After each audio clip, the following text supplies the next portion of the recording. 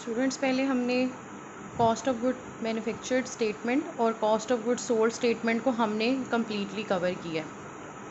अब जो हम पढ़ने जा रहे हैं that is about income statement. ठीक है, इनकम स्टेटमेंट आप शुरू से ही जो सिंपल फॉर्मेट है आप उस पर जो है वो पढ़ रहे थे। जस्ट उसमें क्या है कि रेवेन्यू माइनस एक्सपेंसेस। ठीक है, आप अपने जितने भी रेवेन्यूज़ हैं उनमें से जितनी भी तरह के एक्सपेंसेस होते हैं आप उनको डिडक्ट कर देते हैं, तो then you will have your net income और ग्रॉस प्रॉफिट। ठीक है,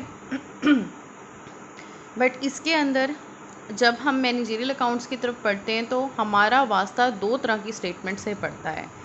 जो इनकम स्टेटमेंट है, दो तरह की इनकम स्टेटमेंट होंगी। जब भी हमारा कोई लिंक होगा कोई चीज़ तैयार करने से, कोई मैन्युफैक्चर करने से या कुछ भी परचेज़ करने से, ठीक है, related to your production, related to your industry, आप इसमें दो तरह की इनकम स्टेटमेंट्स को प्रिपेयर करेंगे। पहली जो है वो मर्चेंडाइजिंग कंपनी के लिए होती है और दूसरी आपकी मैन्युफैक्चरिंग कंपनी के लिए होती है। ठीक है, ये बिजनेसेस जो हैं उनसे रिलेटेड इनकम स्टेटमेंट है। ये हमेशा हमारे काम आएंगी, चाहे वो छोटी इंडस्ट्री हो, चाहे वो नॉन प्रॉफिट हो, बड़ी हो, जिस तरह की भी आपकी जो है वो ऑर्गेनाइजेशन है उसके मुताबिक ही हम अपनी जो है इनकम स्टेटमेंट्स को ड्रॉ करेंगे।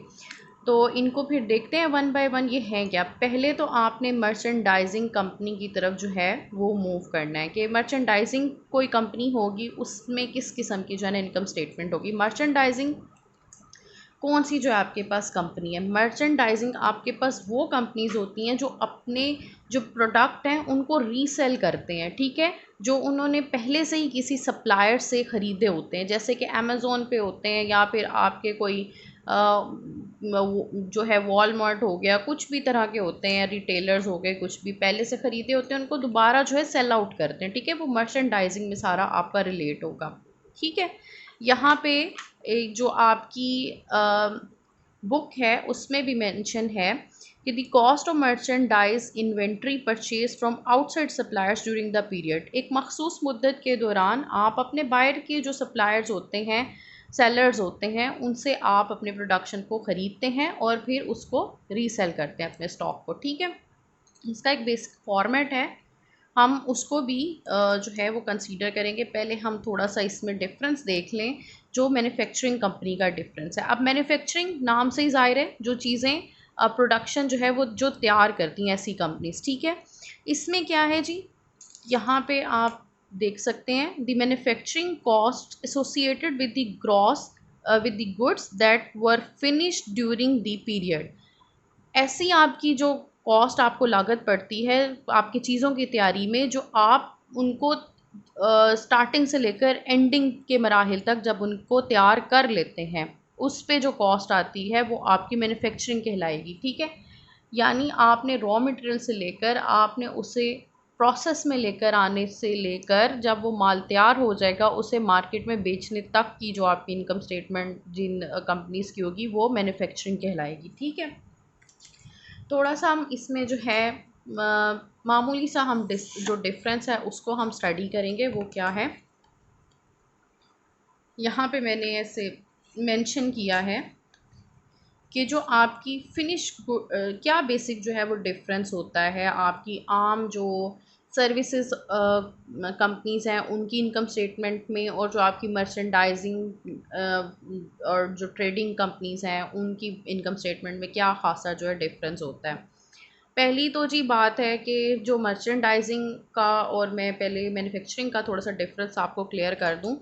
जो फिनिश गुड्स की एंट्रीज़ होती हैं, फिनिश गुड्स हमने कॉस्ट ऑफ गुड्स सोल्ड की स्टेटमेंट जो ड्रॉ की उसमें फिनिश गुड्स भी था, वर्किंग प्रोसेस भी था, direct material, FOH, direct labour भी थी। ठीक है, लेकिन जो फिनिश गुड्स की जो इन्वेंटरी होती है वो मैन्युफैक्चरिंग कंपनीज यूज़ करती हैं, क्योंकि मैन्युफैक्चरिंग आपने माल अपना तैयार करके उसे मार्केट में आप भेजना है। ठीक है, तो वो फिनिश गुड्स की चीज़ें जो है इन्वेंटरी जो होगी स्टॉक की वो यूज़ करेंगे। लेकिन जो आपके मर्चेंडाइज वाले हैं वो मर्चेंडाइज इन्वेंटरी को यूज़ करेंगे। ठीक है, फिनिश गुड्स की अलहदा है, मर्चेंडाइजिंग की जो इन्वेंटरीज हैं वो सेपरेट है। ठीक है, इसके अलावा आप देखें कि कॉस्ट ऑफ गुड्स मैन्युफैक्चर्ड, आपकी जो कॉस्ट ऑफ गुड्स मैन्युफैक्चर्ड है वो फिनिश गुड्स जो मैन्युफैक्चरिंग है, मैन्युफैक्चरिंग इनकम स्टेटमेंट वाले हैं वो कॉस्ट ऑफ गुड्स मैन्युफैक्चर्ड को यूज़ करेंगे, ठीक है। जबकि जो आपकी नेट परचेज्ड होगी वो मर्चेंडाइजिंग कंपनीज यूज़ करेंगी। दो बेसिक डिफरेंस मैंने आपको बताए हैं, एक फिनिश गुड्स वाला और एक मर्चेंडाइज इन्वेंटरी वाला। उसके अलावा कॉस्ट ऑफ गुड्स मैन्युफैक्चर्ड की जो आपके पास अमाउंट्स होंगी वो हमारी जो मैन्युफैक्चरिंग कंपनीज़ हैं वो यूज़ करेंगी, जबकि जो नेट परचेज्ड की अमाउंट्स हैं वो मर्चेंडाइजिंग जो है वो कंपनीज़ यूज़ करेंगी। और जितना भी आपका वर्क है, all work done in the year ended, पूरे साल के आखिर की हमारे पास स्टेटमेंट जो है वो तैयार होगी। इनकम स्टेटमेंट है, बैलेंस शीट है, वॉट एवर एल्स, ठीक है। वो एक पूरे मखसूस मुद्दत की टाइम पीरियड की टाइम फ्रेम की जो है हम प्रिपेयर करेंगे।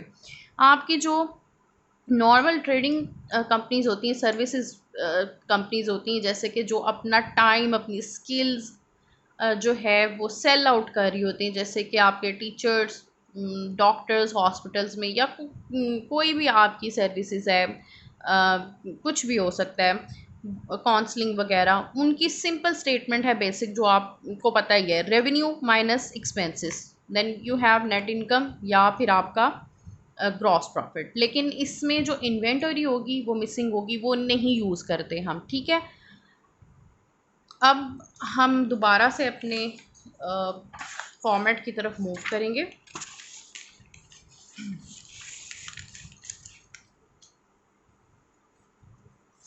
इसमें आप ये देखें, इट्स क्वाइट विजिबल नाउ। जो आपकी मर्चेंडाइजिंग कंपनीज़ हैं, सबसे पहले तो आपने रेवेन्यू यानी सेल्स, ठीक है, आपके जो रेवेन्यूज़ होंगे यानी कि आपके सेल्स, आपने वो लिख देनी है, ठीक है। सेल्स, उसकी वैल्यूज़, उसके बाद ये मर्चेंडाइजिंग की है तो उसमें आपने कॉस्ट ऑफ गुड्स सोल्ड, उसके ऊपर आपने मूव करना है, जिसमें से आप कॉस्ट ऑफ गुड्स सोल्ड में मर्चेंडाइज की इन्वेंटरी को यूज़ करेंगे, ठीक है। We are not going to use finish goods inventory, but we are going to use merchandise inventory. इसकी भी बिगिनिंग और एंडिंग वाली इन्वेंट्रीज होंगी, उसका भी आपने ख्याल रखना है। कॉस्ट ऑफ गुड्स वैसे ही आ जाएगा, आप यहाँ पे सेल्स को रेवेन्यू कंसीडर कर लें, ठीक है। अगर किसी को के दिमाग में, माइंड में वही बेसिक कॉन्सेप्ट इनकम स्टेटमेंट का बैठा हुआ है तो वो बच्चा उसी को लेकर चलेगा। इसमें आप कॉस्ट ऑफ गुड्स वाला जो जितना भी पोर्शन है उसे आप एक्सपेंसेस जो है वो कंसीडर कर लेंगे, अब इजी हो जाएगा समझना, ठीक है। सेल्स यानी revenues less all of the expenses. Expenses में सबसे पहले आपने मर्चेंडाइज इन्वेंटरी लेनी है। अगर आप मर्चेंडाइज की तरफ मूव करेंगे तो आप मर्चेंडाइज इन्वेंटरी की तरफ मूव करेंगे। इसकी आपने बिगिनिंग यानी ओपनिंग वाली आपने इन्वेंट्री लिख दी। इसमें अगेन उसी तरह ही आपने जितनी परचेजेस हैं वो ऐड कर ली। ये फॉर्मेट हम क्यों यूज़ करते हैं, क्योंकि हमने मर्चेंडाइज और मैन्युफैक्चरिंग इनकम स्टेटमेंट बनानी है, हमने सर्विसेज की नहीं बनानी, बेसिक इनकम स्टेटमेंट नहीं बनानी। हमारा जो कंसर्न है वो मर्चेंडाइज और मैन्युफैक्चरिंग से है, ठीक है। परचेजेस ऐड हो गई। अगेन इन दोनों अमाउंट्स को जब आपने ऐड किया तो आपके पास ये वाली 7,50,000 की अमाउंट आ गई, ठीक है, 750,000। इसको मैंने कोई नाम तो देना है ना, किस नाम से बुलाऊंगी मैं, गुड्स अवेलेबल फॉर सेल। जनाब इसको जी ये नाम मैंने कर दिया, गुड्स अवेलेबल फॉर सेल। अब बारी आती है कि बिगिनिंग तो ख़त्म हो गया, परचेजेस भी आ गई, भाई अब क्या रह गया, अब हमारे पास रह गई जी इसी मर्चेंडाइज इन्वेंट्री की आपने एंडिंग जो अमाउंट होगी वो लिखनी है। और आपको पता है कि एंडिंग हमेशा लेस होगी, तो डिडक्ट करेंगे हम एंडिंग मर्चेंडाइज इन्वेंटरी, उसकी अमाउंट 1,50,000 150 आपने लिख देनी है।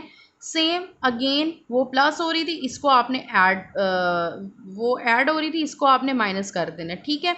इन सारी अमाउंट प्लस माइनस होने के बाद जो आपके पास चीज़ बच जाती है उसे आपने थोड़ा सा साइड पे करके लिख देना है। ये हमारी जो है कॉस्ट ऑफ गुड्स की रफ एक फाइनल अमाउंट आ गई है, ठीक है, 5 लाख की। अगेन अब मार्जिन की बात, ग्रॉस प्रॉफिट या ग्रॉस मार्जिन की हमने बात करनी, इसमें हमारे पास अगेन हमने पूरा कवर करना है, आपने एक्सपेंसेस भी लेकर आने हैं, ठीक है। कॉस्ट ऑफ गुड्स भी आ जाएगा, ग्रॉस मार्जिन यानी सेलिंग एक्सपेंसेस वगैरह, आपके पास जितने एक्सपेंसेस हैं वो भी इकट्ठे करने हैं। आम सी बात है जी। मार्जिन कैसे निकलेगा? जब आपके पास सारे एक्सपेंसेस इकट्ठे हो जाएंगे, सेलिंग एंड एडमिनिस्ट्रेटिव एक्सपेंसेस आ जाएंगे, उसमें बेसिक ही होते हैं हमारे पास सेलिंग एक्सपेंसेस, एडमिनिस्ट्रेटिव एक्सपेंसेस। बाज़ औक़ात ये जो दोनों टर्म्स हैं ये एक साथ ही करके लिख दी जाती हैं, तो उससे भी नहीं घबराना, उसकी अमाउंट आपने सेम ही लिख देनी है, ठीक है। सेलिंग एक्सपेंसेस हैं जी 1 लाख और एडमिनिस्ट्रेटिव हो गए जी 2 लाख, ठीक है। इनको ऐड करना है, ऐड करने से 3 लाख हो गया। अब ऊपर की अमाउंट आपकी 4 और ये वाली 3, ठीक है। इसका आपने लेस कर लेना है, माइनस कर लेना है, ठीक है। माइनस क्यों करना है? क्योंकि इनकम स्टेटमेंट का रूल है कि उसमें आप लेस ही करते हैं।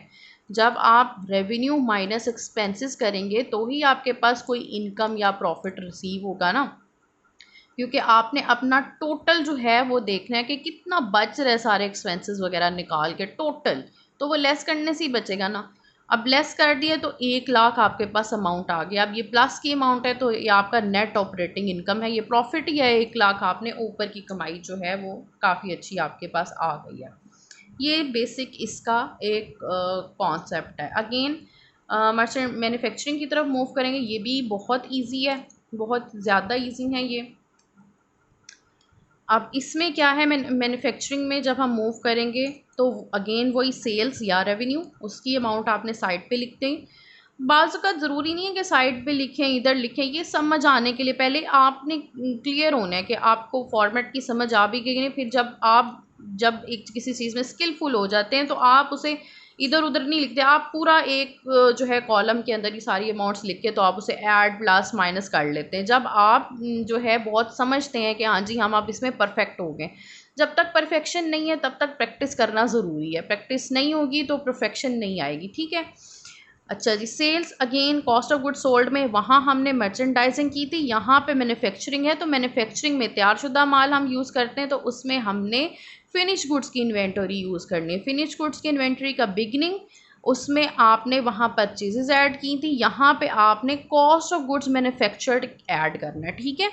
कॉस्ट ऑफ गुड्स मैन्युफैक्चर्ड कहाँ पर बनता है? जब आपके वर्क इन प्रोसेस की अमाउंट जो है वो ख़त्म हो जाती है तो आपके पास कॉस्ट ऑफ गुड्स मैन्युफैक्चर्ड की अमाउंट आ जाती है फिनिश गुड्स में जाने से पहले, ठीक है। तो आपने बिगनिंग के साथ अपनी जो सामान तैयार हो चुका है उसकी अमाउंट आपने ऐड करनी है। अभी भेजा नहीं है मार्केट में, अभी सामान तैयार हो गया, ठीक है। उसकी अमाउंट ऐड हो गई जनाब, आपके पास 9,75,000 रुपया आपके पॉकेट में आ गया है, ठीक है। इसको भी किसी चीज़ का नाम देना है, बेचारा बेनाम तो नहीं रहेगा। गुड्स अवेलेबल फॉर यूज़ का इसको मैंने नाम दे देना है। अगेन सारी बातें ख़त्म, ऐड वाला सिलसिला ख़त्म हो गया। अब माइनस वाली बात आ गई। माइनस में क्या करेंगे, आपने फिनिश गुड्स इन्वेंटरी का एंडिंग जो है वो लेस कर देना अमाउंट, ठीक है। 1,75,000 लेस करेंगे। अब सेम वही प्रोसीजर अपनाना है। इनकी अमाउंट जो प्लस हो रही है माइनस हो रही है, जो फाइनल आपके पास अमाउंट आएगी वो आपने यहाँ सेपरेट करके लिख देनी है 8 लाख, ठीक। अब जी उसके बाद अगेन एक्सपेंसेस रहते हैं अभी, उनको भी काउंट करना है। सेलिंग एंड एडमिनिस्ट्रेटिव एक्सपेंसेस में सेलिंग और एडमिनिस्ट्रेटिव का डिफरेंट लिखा हुआ है, आपने देखना है। 2.5 लाख, 3 लाख, ठीक है। आपने इसमें जो है इनको ऐड करेंगे तो आपके पास ये 55 की आपके पास अमाउंट आ जाएगी। सेम ऊपर से ये वाली अमाउंट इसकी एंडिंग फिनिश गुड्स इन्वेंट्री के साथ, यानी जितनी भी कॉस्ट ऑफ गुड्स की आपके पास यहाँ पर ये सारा क्या बन गया, कॉस्ट ऑफ गुड्स सोल्ड बन गया। यहाँ पर इसकी जो अमाउंट आ रही है उसमें से आपने लेस कर देना है अपनी जितने भी एक्सपेंसेस होंगे, ठीक है। तो आपके पास आ जाएंगी नेट ऑपरेटिंग इनकम 1,50,000, ठीक है। अब मज़ीद एक सिंपल करके मैं बताऊं और किस तरह इसको जो है जहन नशीन कर सकते हैं कि कोई गड़बड़ ना हो। आपने क्या करना है, सेल्स थोड़ा सा साथ में सेपरेट हो गई, उस माइनस सेल्स माइनस, यहाँ पे बता देती हूँ, sales minus cost of goods sold की स्टेटमेंट माइनस ग्रॉस मार्जिन या सेलिंग एडमिनिस्ट्रेटिव एक्सपेंसेस, ठीक है। ये फॉर्मूला, इससे आपकी इनकम स्टेटमेंट बन जाएगी, ठीक है। सेम इसी तरह जब आप मैन्युफैक्चरिंग की तरफ मूव करेंगे तो इस CGS में आपने फिनिश गुड्स ऐड करनी है। बट जब आप मर्चेंडाइज की तरफ मूव करेंगे तो इसी CGS में आपने मर्चेंडाइज इन्वेंट्री को यूज़ करना है, ठीक है। वो आपके क्वेश्चन स्टेटमेंट में गिवन होगा। ओके, इसको आप ठीक से देखें। तो अब हम इसका जो है एक एक्सरसाइज क्वेश्चन करेंगे।